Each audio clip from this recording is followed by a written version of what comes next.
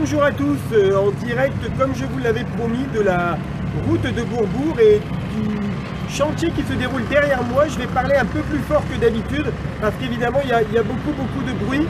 On est en mini Facebook Live, ça veut dire vous me posez des questions, je vous réponds mais sur un sujet bien particulier.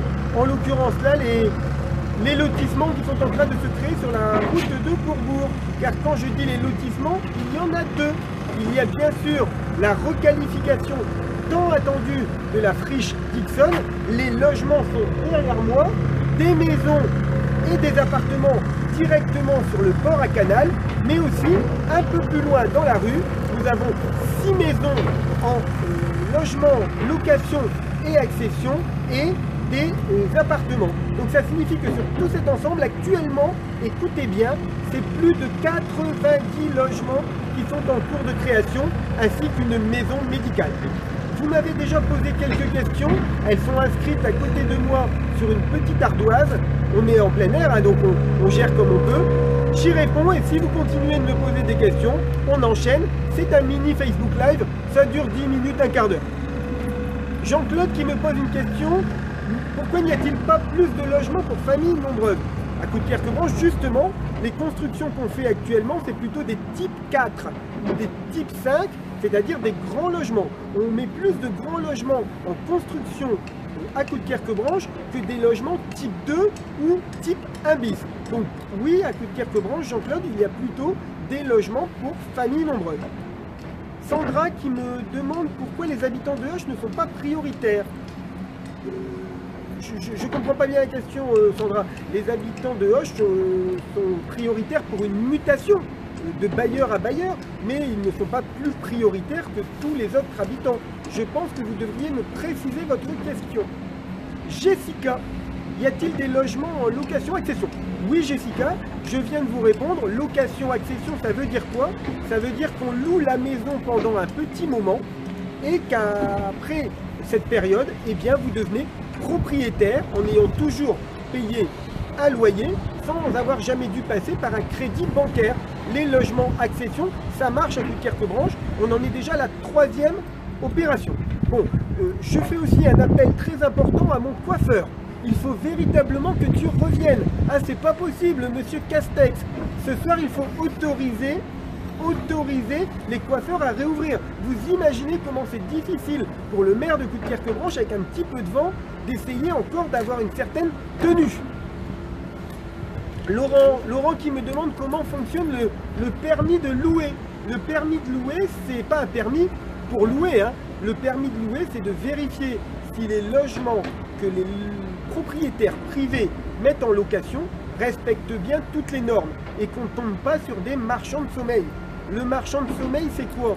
C'est celui qui divise une maison qui doit normalement accueillir 1 ou 2 familles et qui divise en 5 ou 6 appartements avec un seul toilette et une seule salle de bain. C'est pas possible.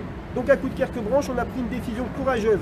On a pris la décision de ne pas autoriser ce genre de location.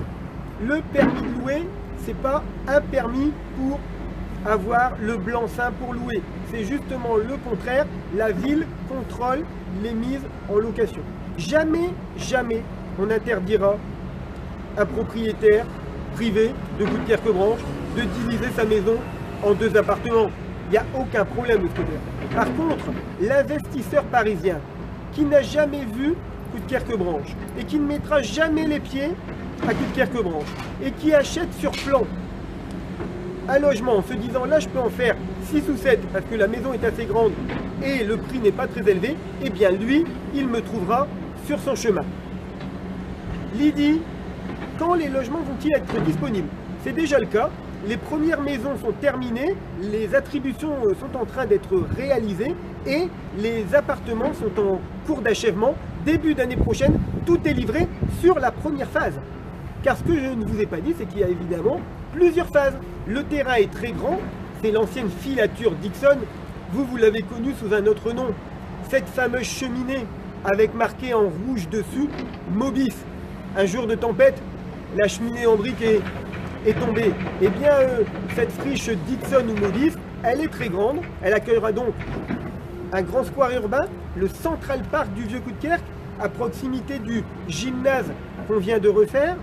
Elle accueillera les logements actuellement en cours. Elle accueillera le permis de construire et déposer au bout de la parcelle, la maison médicale, et elle accueillera des logements en plus. Donc la première phase, c'est livré dans quelques semaines. La deuxième phase, ça démarre en construction à la suite.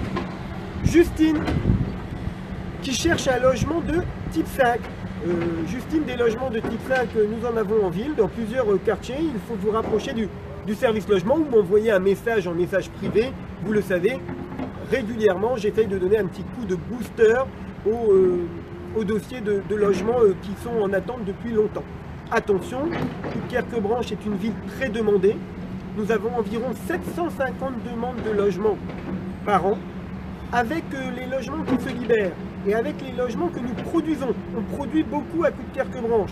L'écoquartier Sainte-Thérèse, les 15 maisons qui vont sortir de terre rue des Mûriers, le projet ici, tout près de vous.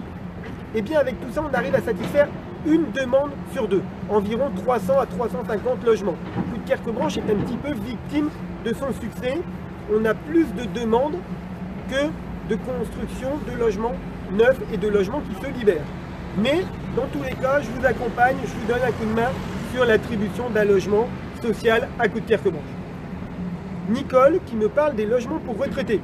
Le permis de construire est déposé pour le fameux village des générations qui a pris un peu de retard, comme tous les grands chantiers, hein. Avec le coronavirus et juste avant les élections, il y a eu souvent une période de retard. Le village des générations est lancé.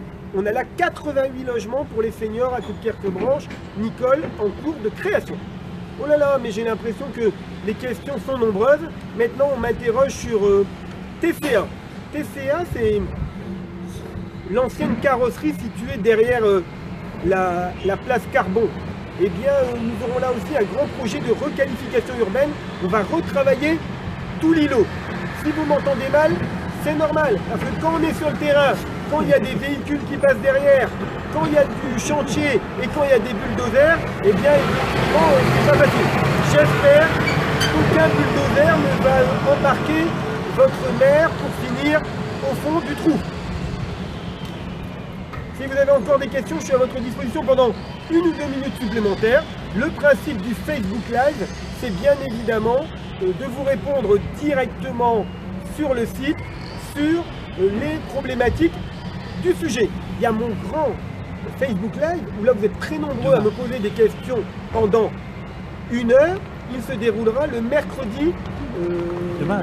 Ah, il se déroulera demain, on me dit. Parce que moi j'ai oublié que j'en avais un demain. J'en ai un début décembre et j'en ai un demain. Soyez nombreux, c'est plus intéressant que d'écouter le président. Bonne journée à tous.